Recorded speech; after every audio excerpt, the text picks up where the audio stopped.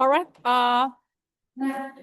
So now let's continue for the session. Let me back to our first presenter, Mr. Fajaruddin Akbar, with the topic guiding generative AI with GSE learning objectives, a technology review for ELT materials design. The floor is yours. Thank you very much, Ms. Lintang. And sorry for the inconvenience. Yeah, I'm really glad that it's recorded because I also need to submit this portfolio to my team. And Ms. Lintang, if you could, you might want to mute because you have a background noise. Thank you very much. Thank you very much once again. All right. Anyway, thank you for the previous presenter for the practical idea of using Duolingo and sharing the narrative story of how the three students tell their experience about using Duolingo in English language learning. So, well, I'm very glad to be here at the Singapore Bangsa English Education Conference 2025. Well, actually, I planned to attend in person, but turned out that something comes up and yeah, well, I have to attend virtually, but still, it's great event. So a little bit about myself. Oh, before that, well, I'm not a fan of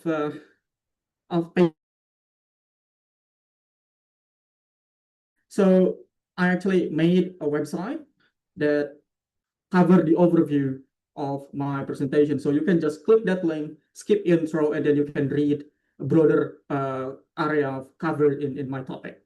Okay, and you can also watch a recording of my previous webinar talking about the tools that I research in practice. Okay, so all right, guiding generative AI with GSE learning objectives. Well, I really want to show you what is GSE learning objectives, but it turns out that I can only present like points, and I only have 10 minutes. So please, if you would like to know more about the GSE or the Global Scale of English, you can very much visit the website that I put in the Zoom chat. So what I did in this experiment is a technology review for ELT material design or designing materials for English language teaching. Really into the publication. So if you later have a question, please direct the question into more practical rather than talking about the data or the research, okay? Well, you can call me Fajar. I live in Solo now, but I'm originally from Karawang. I used to study at PBI Unsika back in 2016. And then I got a micro scholarship from the US Department of State twice. 2022 to 2023, Ohio University and also Georgetown University. I also got 2 micro scholarship from the British Council, visual strategies from Glasgow, and also English as a medium instruction from Southampton University. And I'm actually a freelance consultant, well, teaching English for academic and business purposes, exam preparations, and also doing some projects with the British Council and also GSA, or Pearson GSA. So I am here on behalf of the GSE Ambassador, Global Scale of English. So Global Scale of English is an extension of the CFR developed by Pearson. So, well, the introduction is here. It's more of a challenge. Well, I tried my best to cite some previous research, but here's the main thing, or the core value, or the core problems of why I came up with this idea is that about generative AI. Well, ChatGPT, Copilot, Cloud, Gemini, or anything. We call them chatbots. Okay, and recently there has been growing trends of creating your own materials, personalized, authentic, using those chatbots. Okay, using what we call by prompts. However, you see many implementations still lack pedagogical grounding because chatbots, ChatGPT, Cloud, Copilot, other things AI, they are not pedagogical tools. They come up with what we call by hallucination in AI literacy. Hallucination means like they can come up with anything that they have in their database. So as example, if you want create a listening comprehension question or create a reading multiple choice questions, they don't actually have the pedagogical ground that is aligned with what we want to have in our classroom. Okay, so the review explores how aligning GenAI. Okay, so how we can optimize the result of generative AI, such as ChatGPT and etc., with their friends, what we call the by chatbot, using the Pearson's Global Scale of English descriptors. So again, Global Scale of English is an extension of CEFR, or the Common European Framework Reference.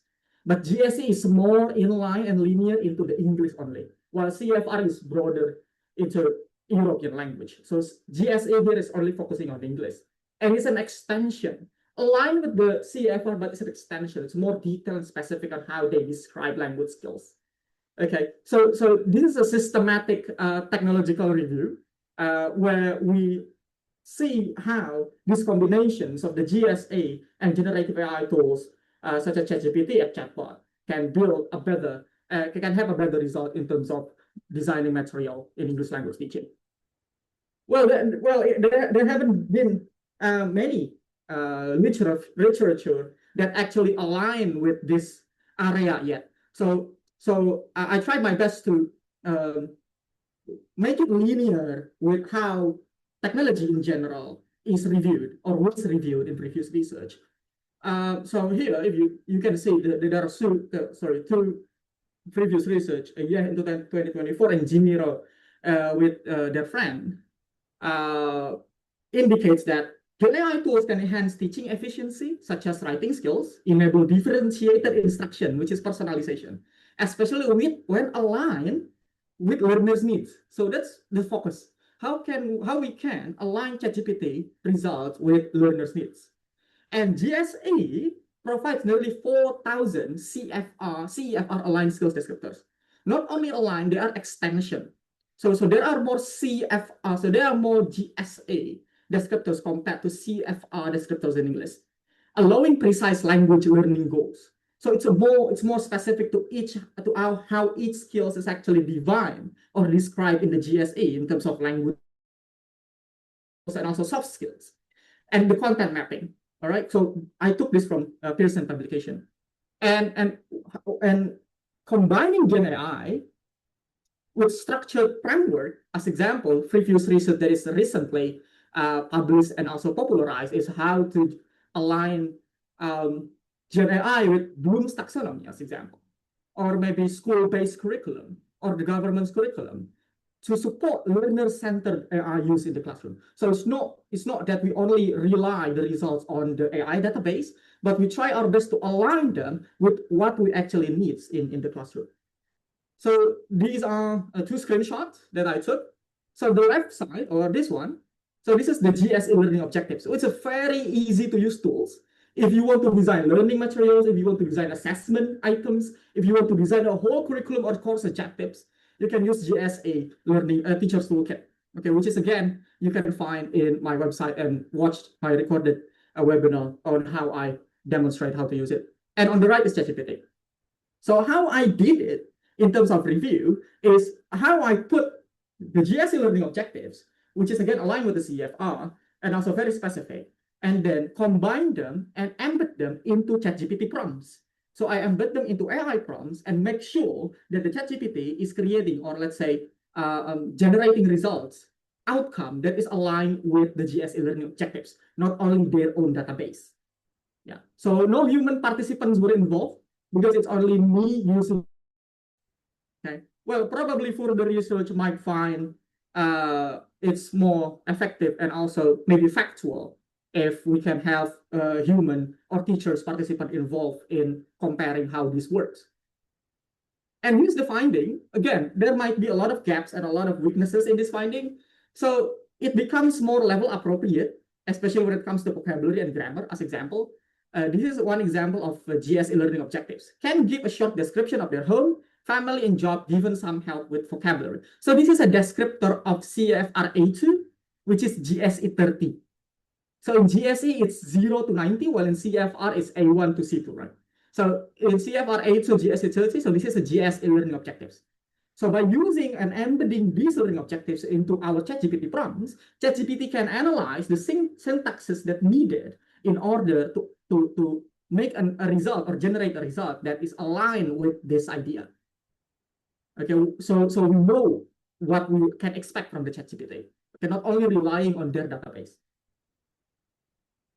So the conclusion is, I know I don't have much time, that, well, as we know, ChatGPT and others, they offer promising enhancements for English language material development. We can create anything possible that we have in our ideas. For example, I want to create a reading comprehension text based on the problem that is currently happening. As example, PPATK blocking dormant reckoning, as example, make it into reading comprehension. Or maybe we would like to make a lesson based on the situation that is happening currently in Indonesia. It's very possible using ChatGPT. However, we need to ground them in learning frameworks like the GSA in order to make the output, such as the languages used, vocabulary, and grammar, to be more coherent and personalized, and of course, pedagogically sound or related to what we are doing, which is teaching. However, at the end, the last but not least, which is the most important value, is teacher agency.